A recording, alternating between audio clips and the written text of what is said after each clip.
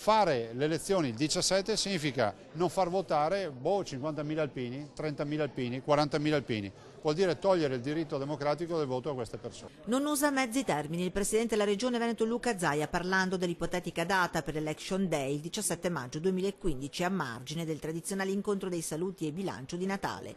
Una scelta, quella del governo, sconsiderata e poco attenta, dice, che va a minare un diritto che è quello di poter votare. Un timore, quello del presidente Zaia, sottolineato anche dal presidente nazionale dell'ANA Sebastiano Favero. Un presidente Zaia a ruota libera. Tra le principali preoccupazioni rimane il lavoro e i circa 200.000 disoccupati della regione, per i quali ora si potrebbe aprire uno spiraglio grazie ad un piano straordinario per l'occupazione, nel quale andranno 760 milioni di euro di fondi europei. Le linee di investimento saranno sugli over 50, quindi chi avrà più di 50 anni, la fuga di cervelli, quindi i giovani, e poi ovviamente le imprese, l'aiuto alle imprese che è fondamentale. Ci sono poi 105 ettari di Porto Marghera da recuperare, frutto di un accordo con Eni e che la regione con il comune gestirà attraverso una società.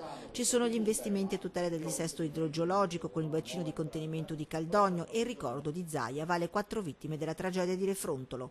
Sulla questione dipendente le province accusa il governo, ma aggiunge anche che è stato attivato un tavolo regionale, primo appuntamento il 12 gennaio. Sull'accorpamento delle regioni si dice d'accordo, ma no ad una regione denominata Roma Capitale come paventato. Altro grande tema la sicurezza, dove il governatore Zaia vede bene l'esercito in strada, glissa invece sul tema caldo delle elezioni. Nel rispetto dei veneti è bene che il sottoscritto lavori e non perda il tempo a fare comizi, dopodiché i veneti sapranno valutare e scegliere quale sarà per loro il presidente migliore, però è fondamentale dire che perdere tempo a comizi, a segreterie politiche e in beghe del genere non si porta a casa nulla per i veneti. E alla sua avversaria elettorale Alessandra Moretti manda gli auguri. Gli auguri, certo, Alessandra Moretti è una veneta, quindi auguri di buon Natale anche a lei e buon anno.